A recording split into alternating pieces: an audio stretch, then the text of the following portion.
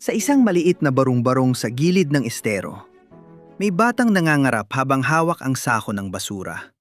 Si Marco, 12 taong gulang. Tuwing umaga nag-aaral. Tuwing hapon, tumutulong sa tatay niyang basurero. Habang ang ibang bata ay naglalaro, siya ay nagbubuhat ng mabibigat na sako. Tuwing eleksyon, may mga sasakyang may malalakas na speaker na dumadaan. May pangako ng scholarship, may pangako ng pabahay. Ngunit pagkatapos ng eleksyon, tahimik ulit ang lugar nila. Isang gabi habang nag-aaral si Marco sa ilalim ng ilaw ng post, narinig niya ang tatay niyang umuubo sa loob ng bahay. Hindi na ito makapasok sa trabaho dahil sa sakit. Walang ipon, walang ayuda, walang tumutulong. Kinabukasan, muntik na siyang tumigil sa pag-aaral para magtrabaho.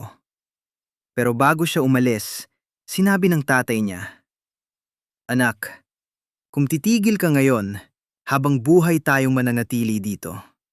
Pero kung lalaban ka, baka ikaw ang maging daan para makaalis tayo."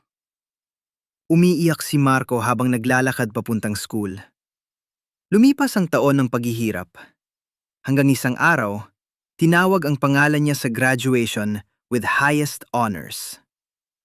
Pagkalipas ng ilang taon, bumalik si Marco sa barangay nila. Hindi bilang politiko, hindi bilang mayaman, kundi bilang guro sa isang libreng community learning center na siya mismo ang nagtayo. Sa parehong lugar kung saan siya minsang nagbuhat ng basura, ngayon ay may mga batang nag-aaral. At sa dingding, may nakasulat. Hindi mo kontrolado kung saan ka nagsimula, pero kontrolado mo kung saan ka pupunta.